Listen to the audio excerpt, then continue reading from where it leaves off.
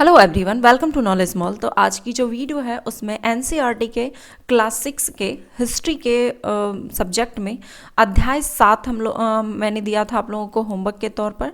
तो अध्याय 7 में हम लोग आज एमसीक्यू लगाएंगे। अशोक एक अनोखा सम्राट जिसने युद्ध का त्याग किया चैप्टर से। इसका टोटल जितना भी इम्पोर्टेंट एमसीक्यू हो पाया उन सारे एमसीक्यू मैंने लाया है। तो आप ध्यान से वीडियो में एंड तक रहें और सारे क्वेश्चन को अच्छे से सेट के तौर पर लगाएं। ये आपको चैप्टर पढ़ने के बाद ये आपका अच्छे से रिवीजन हो जाएगा।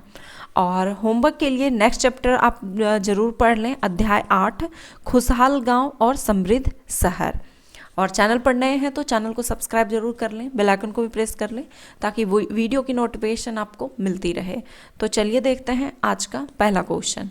क्वेश्चन है पहला कि मौर्य साम्राज्य की स्थापना लगभग 2300 साल पहले हुई थी। इसके संस्थापक निम्नलिखित में से कौन थे? आंसर है इसका ऑप्शन बी, चंद्रगुप्त मौर्य। चंद्रगुप्त मौर्य चाणक्य की सहायता से नंद वंश के अंतिम शासक घनानंद को पराजित कर 322 ईसा पूर्व मगध की गद्दी पर बैठा था। मौर्य साम्राज्य में निम्नलिखित में से कौन सा नगर उत्तर पश्चिम और मध्य एशिया के लिए आने जाने का प्रमुख मार्ग था? आंसर है ऑप्शन सी, तक्षशिला। तक्षशिला उत्तर पश्चिम और मध्य एशिया के लिए आने जाने का मार्ग था। दूसरी तरफ उज्जैन उत्तर भारत से दक्षिण भारत जाने वाले रास्ते में पड़ता था। चंद्रगुप्त मौर्य के दरबार में पश्चिम एशिया के यूनानी राजा सेल्यूकस निकेटर का राजदूत था। उसका नाम क्या था? आंसर है ऑप्शन डी, मेगास्थनीज। मेगास्थनीज चंद्रगुप्त मौर्य के दरबार में यूनानी राजा सेल्यूकस निकेटर का राजदूत था। निम्नलिखित में से कौन भारत में आए विदेशी आक्रमणकारियों का सही क्रम है? आंसर है ऑप्शन सी, हिंद यवन, शक, हिंद पार्थियन और कुषाण। अशोक ने जगह जगह जाकर लोगों को शिक्षा देने के लिए अधिकारियों की नियुक्ति की। इन अधिकारियों को निम्नलिखित में से किस नाम से जाना जाता था? आंसर है इसका ऑप्शन बी, धम्म महामात। अशोक के संबंध में निम्नलिखित कथनों पर विचार करें और बताएं कि कौन सा कथन सत्य है। आंसर है ऑप्शन सी, केवल 1 और 3। अशोक ऐसा पहला शासक था जिसने अभिलेखों द्वारा जनता तक अपना संदेश पहुंचाने की कोशिश की। और अशोक ने अपने एक अभिलेख में कलिंग युद्ध का वर्णन किया है।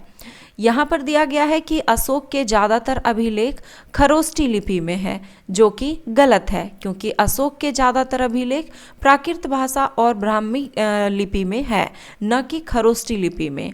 अशोक ने अपने 13वें शिलालेख में कलिंग युद्ध का वर्णन किया है। मौर्य साम्राज्य की राजधानी निम्नलिखित में से कौन सी थी?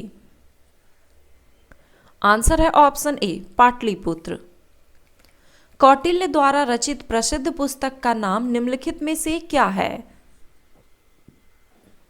आंसर है ऑप्शन बी, अर्थशास्त्र। कौटिल्य चाणक्य रचित अर्थशास्त्र प्राचीन भारतीय राजनीति का प्रसिद्ध ग्रंथ है। इसमें चक्रवर्ती सम्राट राजा के कर्तव्य, विस्तृत कर प्रणाली तथा सामाजिक स्थिति पर प्रकाश डाला गया है। अनेक स्थानों से अशोक के शिलालेख मिले हैं। निम्नलिखित में से किन स्थानों पर अशोक के शिलालेख प्राप्त हुए हैं? आंसर है ऑप्शन डी, उपरोक्त सभी जगह से। कंधार, ब्रह्मगिरी, जौगढ़, गिरनार और लुम्बिनी। अशोक ने धम्म के विचारों को प्रसारित करने के लिए अपने राजदूत को निम्नलिखित में से कहां भेजा था? आंसर है ऑप्शन डी, उपरोक्त सभी, सीरिया, मिस्र और श्रीलंका में। अशोक ने अपने संदेश कई स्थानों पर शिलाओं तथा स्तंभों पर खुदवा दिए। अधिकारियों को यह निर्देश दिया गया कि वे राजा के संदेश को उन लोगों को पढ़कर सुनाए जो खुद पढ़ नहीं सकते थे। अशोक ने धम्म के विचारों को प्रसारित करने के लिए सीरिया, मिस्र, ग्रीस तथा श्रीलंका में भी दूत भेजे थे। मौर्य साम्राज्य में अक्सर राजकुमारों को कौन सा पद दिया जाता था? आंसर है ऑप्शन ए, राज्यपाल यानी कि गवर्नर। मौर्य साम्राज्य में अक्सर राजकुमारों को छोटे छोटे प्रांतों के राज्यपाल बनाकर भेजा जाता था, लेकिन ऐसा माना जाता है कि इन जगहों पर स्थानीय परंपराओं और नियमों को ही माना जाता था। कौटिल्य के अर्थशास्त्र के अनुसार दक्षिण भारत निम्नलिखित में से किसके लिए प्रसिद्ध था? आंसर है ऑप्शन बी, सोना और कीमती पत्थर के लिए।